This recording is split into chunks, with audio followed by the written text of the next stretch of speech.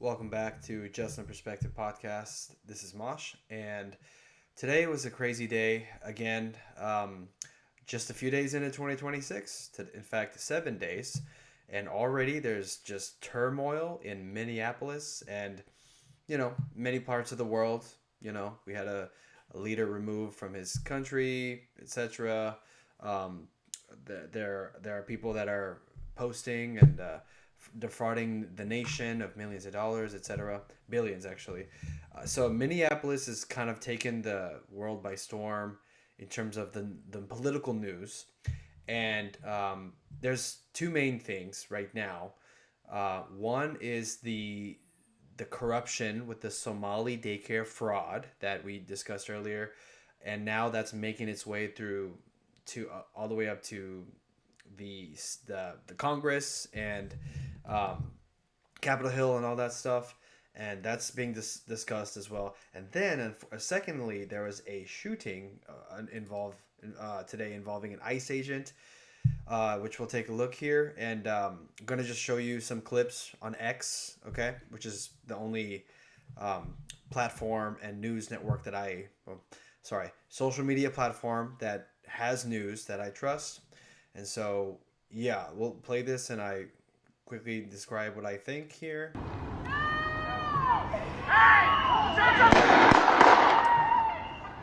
Driver took off.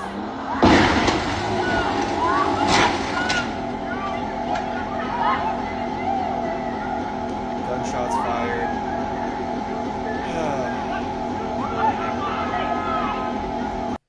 There's another angle of that. I don't know if I've seen it, but basically, the video shows as the driver, who's a female, Caucasian, 37, Minneapolis, uh, she was being asked to move or whatever, and I believe she hit the gas, but ICE agent was literally in front of her, which they take it as a threat.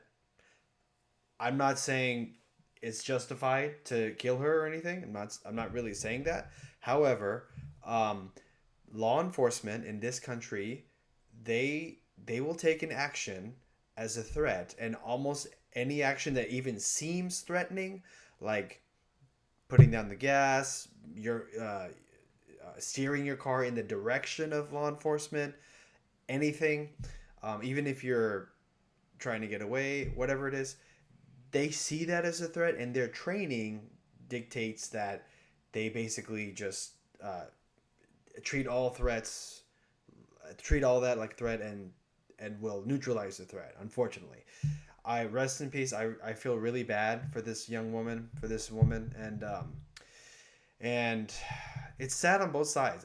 I'm not saying I'm not here to take sides. I'm here to describe what I saw, what I'm seeing, and what I understand of the situation. But nobody wants to see people get shot and killed. Okay, nobody wants to see that happen. No sane person, I would say. However, there's a term called FAFO, right? Fuck around and find out.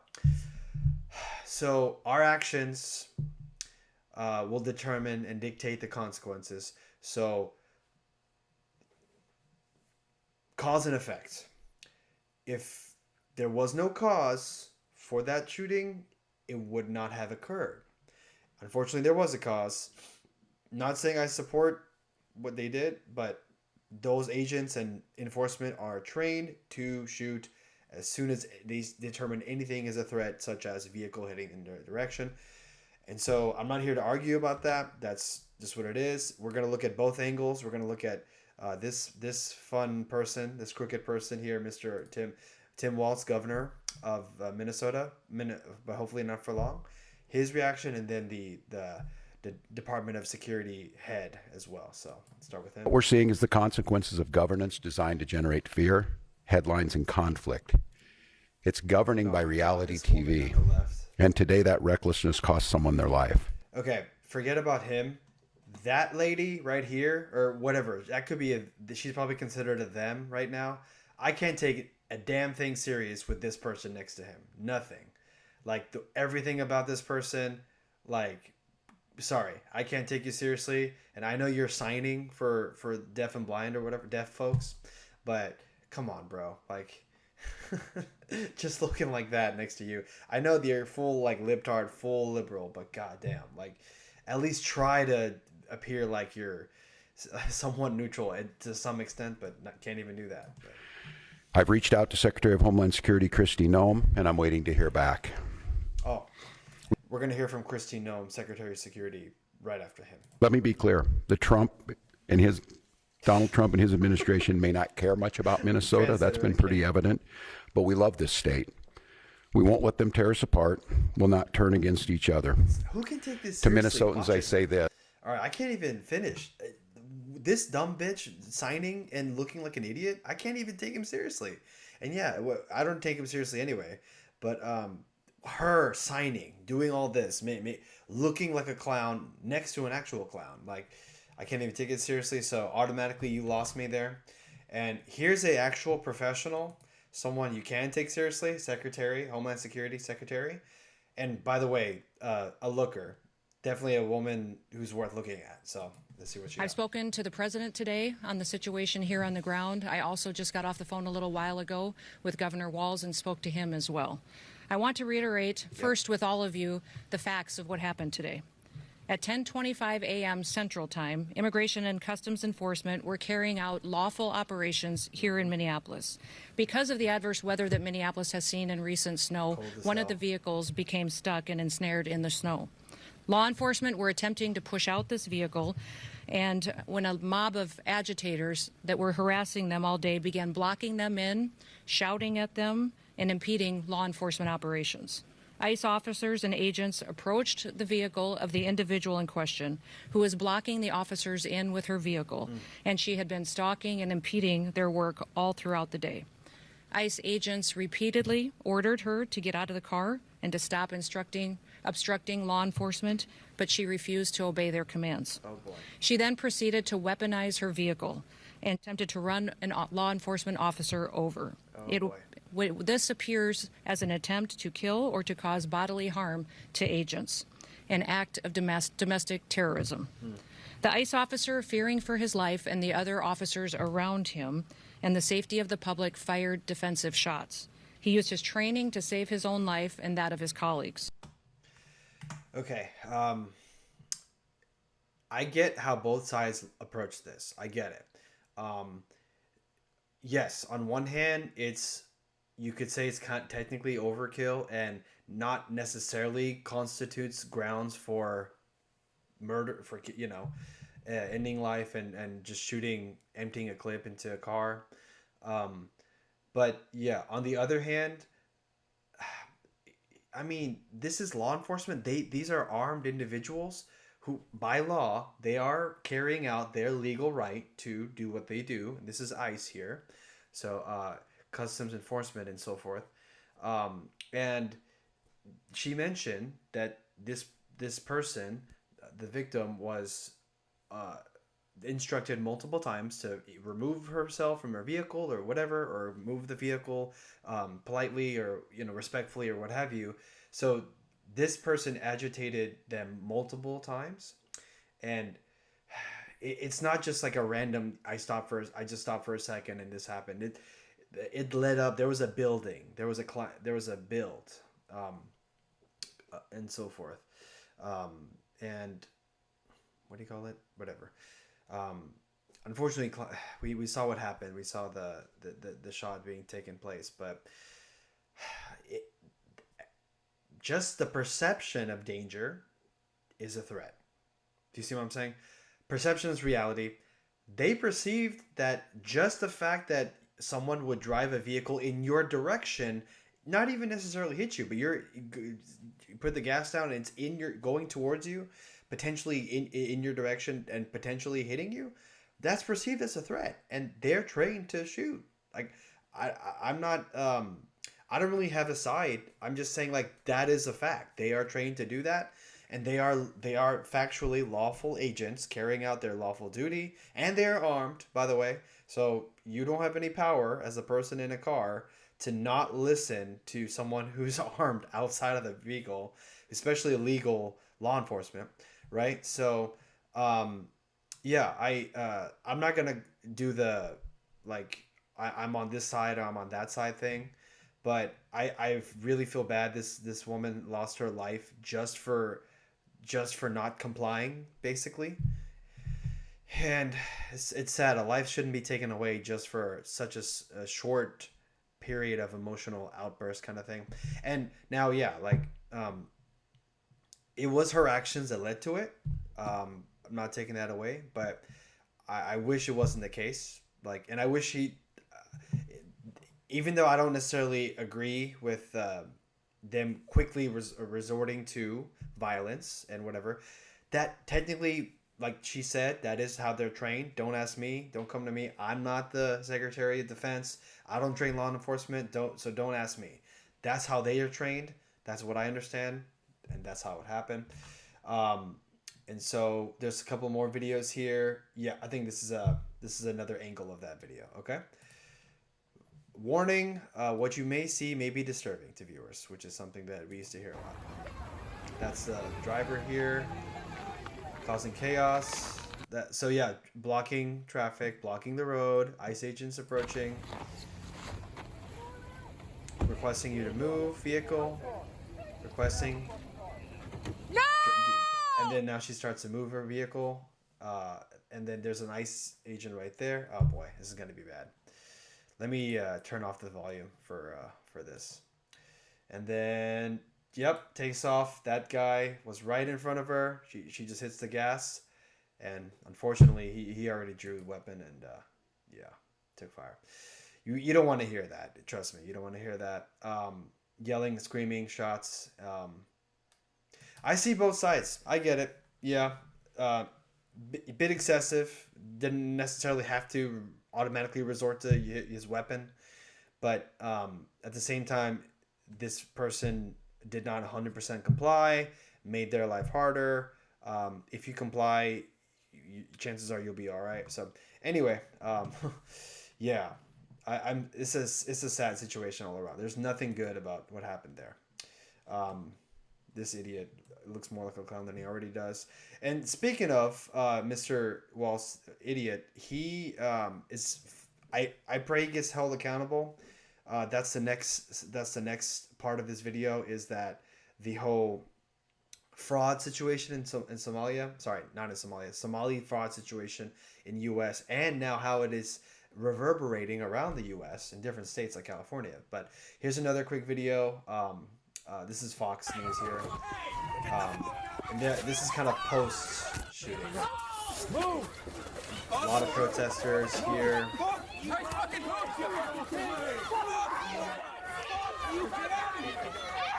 You have the right to protest. You have a fundamental U.S. constitutional right to protest. Yes.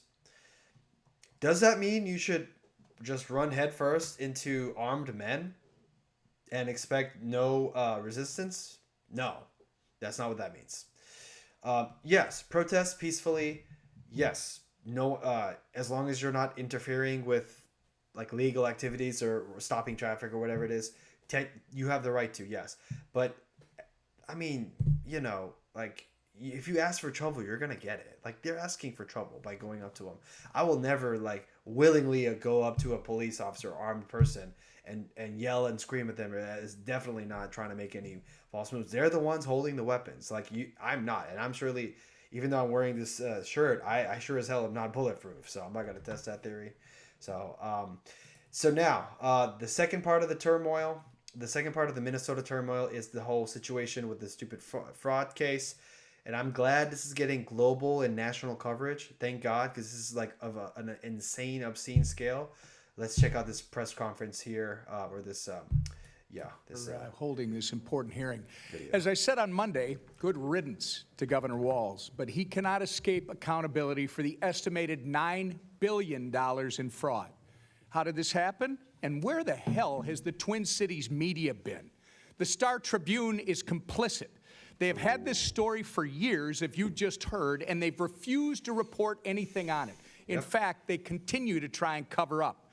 Our Minnesota Republican colleagues have demanded answers and accountability for years, but have seen nothing from Walz, his administration, our Democrat colleagues like Tina Smith, Amy Klobuchar, Ilhan Omar, and Angie Craig, or the worthless Star Tribune. Thank God for President Donald J. Trump for finally bringing attention to this issue. Representative Rarick, I'm going to be... I gotta say, this is such a crazy timeline, and social media is the new news now, the new news, major news network, and also you'll never see a president be more involved with like cases happening in small cities or different states as much, you know, than this guy, and I don't remember seeing a president before. Now, okay, I don't want to make this is already political, but I'm not trying to be all pro-Trump here, but I used to be super not just anti-Trump, but super left-leaning. As I grow older and more mature, I've said this before, I find myself becoming more central, and certainly more center-right-leaning, and that's just what happens in life as you get older. Like, yeah, your perspective evolves, just some perspective. You have more years, you have more experience, you understand the world better. So it's not as simple as left and right, right? But definitely, I wouldn't like plant my flag on either side exclusively. And I feel like if you plant your flag on a particular side forever, you're really limiting yourself as a human, as a rational thinker, and you can't see two different sides of an issue, or expand your views, or open to new perspectives and viewpoints. So I certainly have now. But this fraud case, holy shit, it should not be political. It should be bipartisan, as they say. Unfortunately, it is going to be political, and there is no changing a person who just doesn't want to accept facts or whatever because they're in their own delusional world. So I 100% stand by holding everyone and anyone who is accountable, everyone or anyone who's even remotely involved with any frauding of taxpayer dollars, accountable. Begin with you. You've been working on this issue for years. You've spoken to the whistleblowers personally. Is that correct? That is correct. You have an understanding that 1,000 whistleblowers running an account on X have come forward to expose fraud in Minnesota state agencies, and they have been entirely ignored by Tim Walz and have even been retaliated against. Is that accurate? That is correct. Even this morning, I got another message. Well, in your experience, are their claims credible, or are they politically motivated against Walz? They're completely credible, not politically motivated. In fact, many of these are Walz administration employees, correct? They are actually Democrats as well. Can you quickly give us one example of the retaliation these folks have been facing? Yes, I can.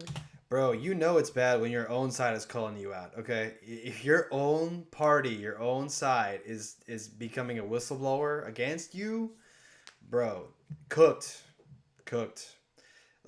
That is the iceberg and the Titanic. Like, I don't know. Like, yeah, this is the iceberg for Mr. Walz, for sure. And maybe it can be iceberg for many other states like California as well. Because fraud is happening, and we just haven't seen it. And as you can see, a lot of media doesn't even cover it, even if they're aware of it.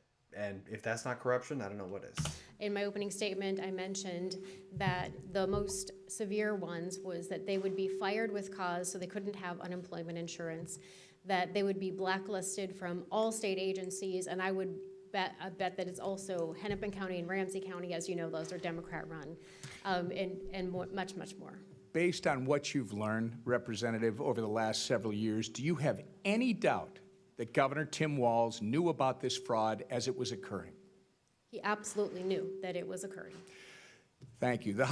If you know that's occurring, you are guilty, 100%. You signed off on it. If you know that fraud or corruption is happening on your watch, you basically approve of that. That's all that means, okay?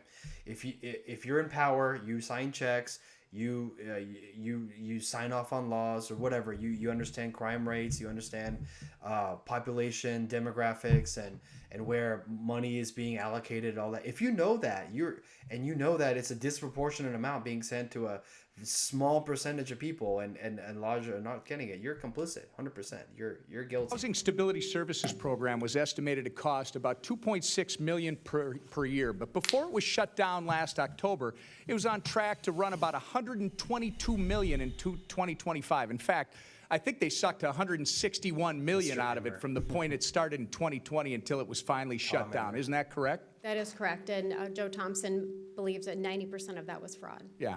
The Quality Leering Center, as uncovered by Nick Shirley, received almost $10 million in funding. Shout out Mr. Shirley. Wow. The 23-year-old YouTuber has literally just exposed a multi-billion-dollar fraud case that's now getting national and global coverage. I mean, holy shit. If that's not the canary in the coal mine, or if that's not my God, like, that is amazing. What's a good analogy? Like, there's like a analogy of like the pin that something in a horse's